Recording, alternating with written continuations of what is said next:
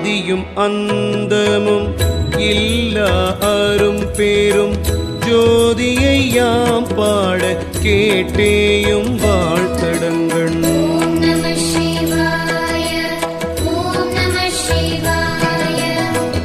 ஆதியும் அந்தமும் இல்லா அரும் பேரும் ஜோதியை யாம் பாட கேட்டேயும் வாழ்த்தடங்கள்.